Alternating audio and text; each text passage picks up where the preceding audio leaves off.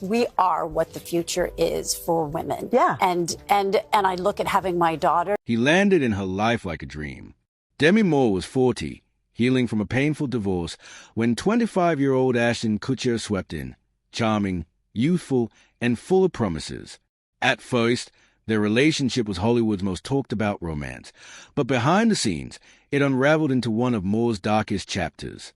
Now, at 62, she's finally revealing the full story, the secret miscarriage, 3 painful regrets, and the addiction that nearly destroyed her. Born on November 11, 1962, in Roswell, New Mexico, Demi Moore's life was difficult from the beginning. Her biological father left before she was born, and her mother, Colleen, struggled to raise her alone. At just 15, Moore suffered a devastating betrayal. Her mother allegedly allowed an older man to assault her for $500, a trauma she revealed in her memoir. Her childhood was unstable. Both parents were alcoholics, and the family moved more than 30 times before she turned 14. When she was 12, Moore experienced a harrowing moment. Her mother attempted suicide, and young Demi had to save her by pulling pills from her mouth while her stepfather restrained her. Moore also struggled with dyslexia and required eye surgeries during childhood. By 16, she dropped out of school, determined to make it on her own. She worked various jobs, including modeling and debt collection, and at just 17, she married rock musician Freddie Moore. The marriage was short-lived, lasting only 4 years, but it was part of a quest to escape a traumatic past. Her big break came at 19 when she landed a role on the soap opera * General Hospital *, beating out over 1,000 other actresses.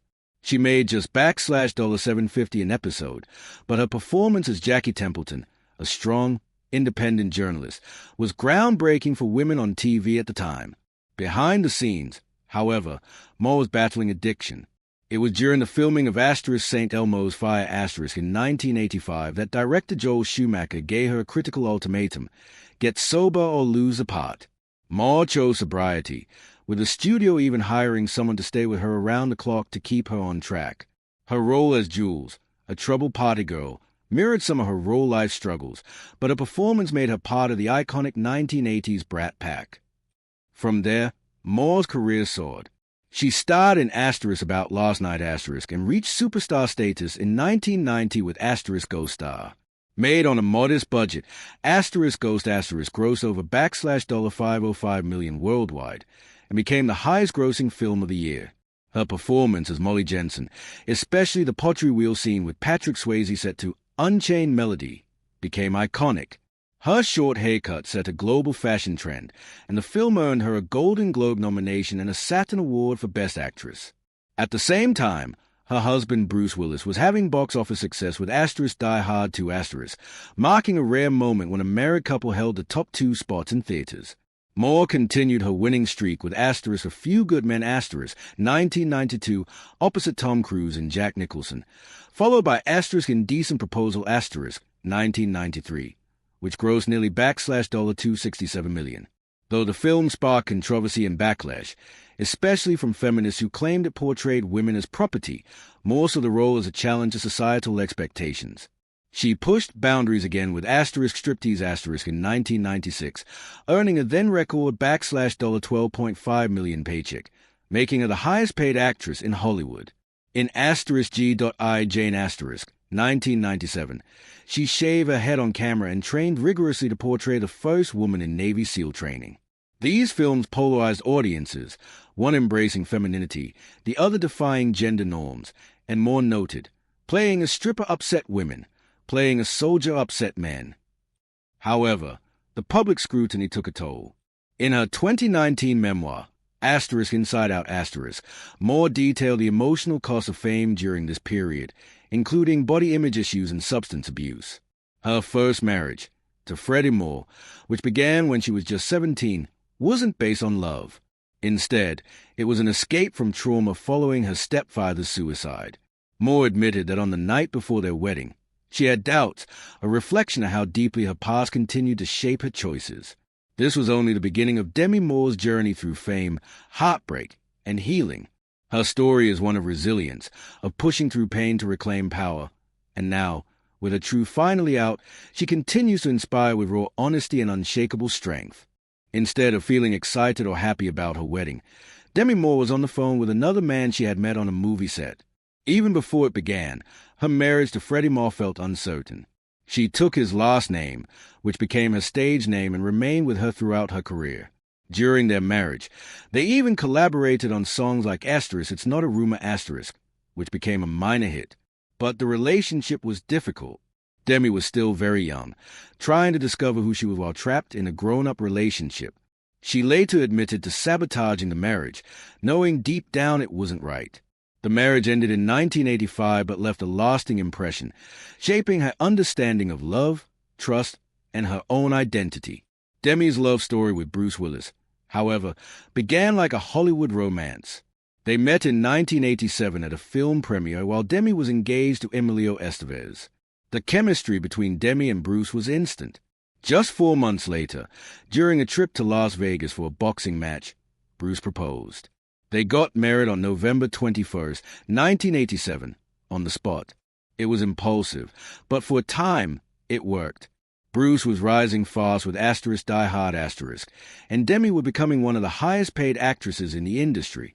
They had 3 daughters together, Rummer in 1988, Scout in 1991, and Tallulah in 1994.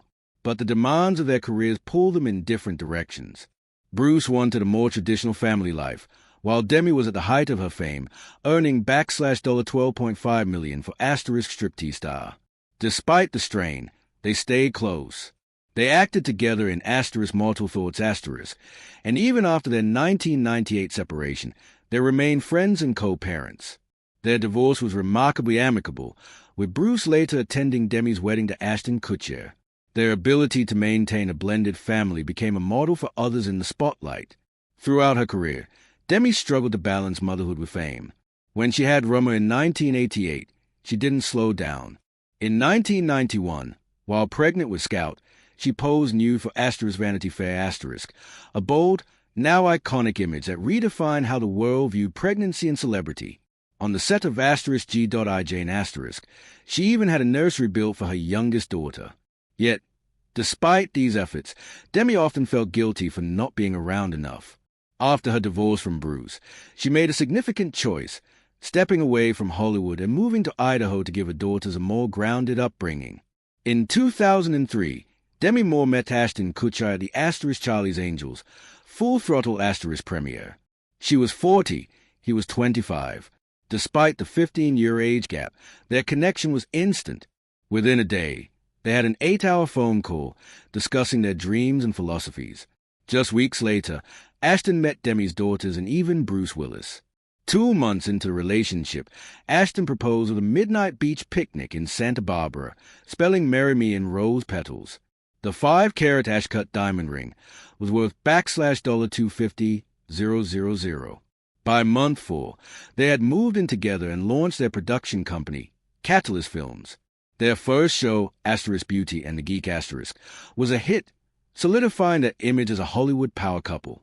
But tragedy struck when Demi suffered a miscarriage 6 months into her pregnancy. The loss devastated them. They attended grief counseling 3 times a week for months. Ashton later shared that the experience made him feel truly ready for fatherhood. The media, meanwhile, obsessed over their age difference. When they debuted as a couple at the Charlie's Angels premiere, 200 photographers surrounded them, and tabloids reportedly offered $100,000 for a kissing photo. Late-night comedians joke relentlessly, branding Demi as a face of the cougar trend.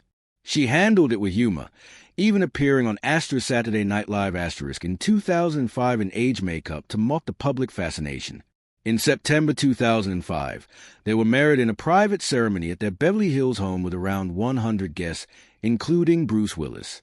Demi wore a Lanvin gown, Ashton, a cream Brooks Brothers suit. The ceremony included touching moments.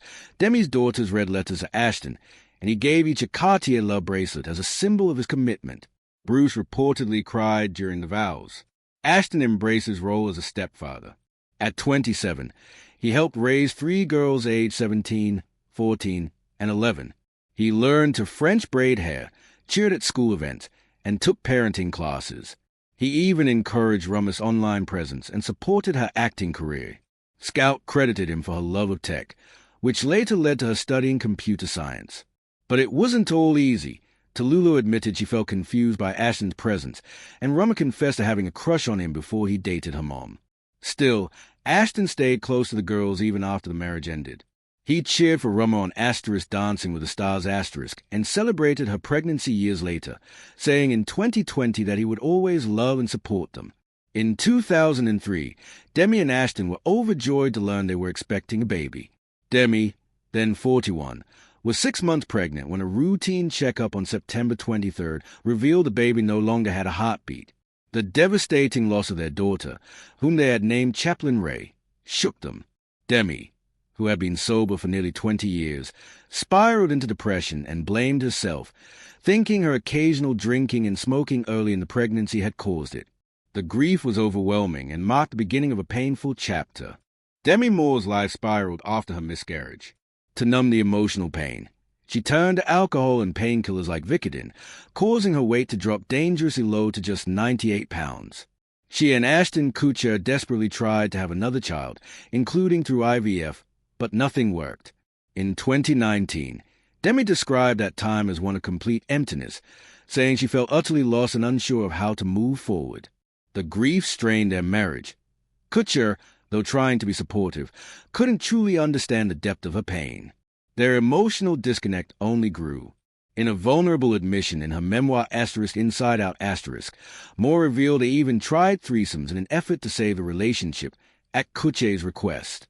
Hoping to please him, she agreed, but it only left her feeling ashamed and more confused about their bond. They also explored spirituality together, frequenting the Kabbalah Center in Los Angeles and traveling to Israel for a spiritual retreat. Still, nothing could fix the growing cracks in their relationship. The pressure to conceive, Moore's relapse into addiction, and their 15-year age gap added further tension. Then came the betrayal. On their 6th wedding anniversary, September 24, 2011, Kutcher reportedly spent a night with 22-year-old Salil. Someone Moore had seen boldly hand Kutcher her number at a bowling alley in front of her and her daughter. Moore discovered the affair through a Google alert while preparing for a red carpet event. When she confronted Ashton, he admitted it. Moore later learned it wasn't his first infidelity. He had previously cheated with a 21-year-old named Brittany Jones. He tried to justify it, saying the threesomes had blurred the lines in their relationship, which only deepened Moore's pain. Despite the humiliation, Moore stood by Kutcher at a public event for the Anti-Human Trafficking Foundation just days later. On November 17, 2011, she finally announced their separation, calling it a painful but necessary decision to stay true to her values. The divorce dragged out for nearly 2 years. Kutcher officially filed in December 2012, and it was finalized in November 2013. Moore later said the end of their marriage felt like a nightmare and shattered her self-esteem. Kutcher later admitted in a 2023 interview that the divorce made him feel like a failure. Their very public heartbreak made healing even more difficult. After the divorce, Moore's struggles deepened. She relapsed after nearly 20 years of sobriety. On January 23, 2012, during a party at her home in Benedict Canyon, Moore suffered a seizure after inhaling nitrous oxide and smoking synthetic cannabis. A panicked 911 call described her as semi-conscious and shaking. That terrifying moment marked the start of a dark chapter. Her addiction worsened. She began taking up to 12 Vicodin pills daily and drank Red Bull mixed with vodka. She became obsessed with her appearance, convinced she needed to be thinner, and dropped to just 102 pounds. The combination of stress, malnutrition, and substance abuse led to more seizures and further health decline. Moore became increasingly isolated, pushing away her family and missing major events like her daughter Rummer's 30th birthday. In September 2012, she checked into Cirque Lodge, a luxury rehab facility in Utah costing $150,000 a month, beginning a long road to recovery. Her addiction took a toll not just on her but on her 3 daughters, Rummer, Scout, and Tallulah. The girls stopped speaking to her for 3 years. Tallulah later said her mother had turned into a monster and recalled feeling deep anxiety over Moore's erratic behavior.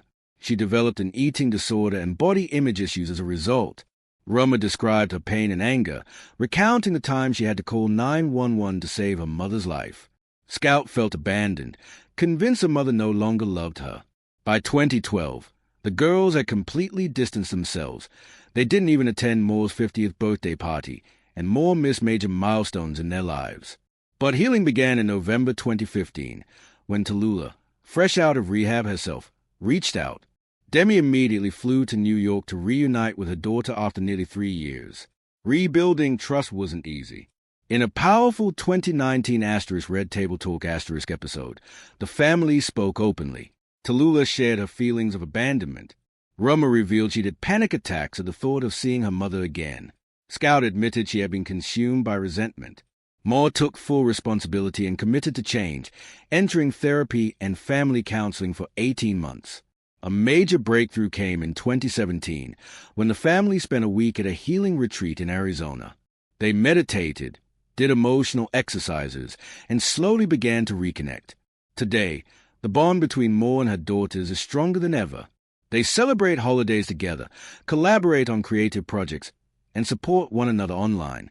For Demi's 60th birthday in 2022, her daughter surprised her with matching tattoos that said "Mother" in her handwriting, a touching symbol of how far they've come.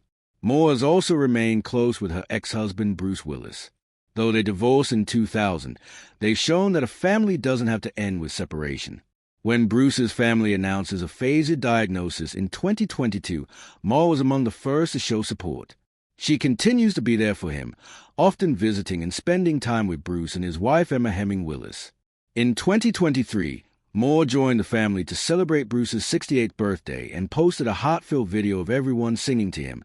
It quickly went viral, warming fans' hearts.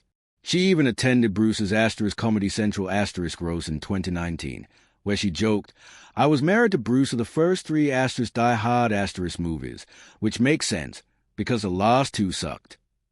They both supported each other's new relationships.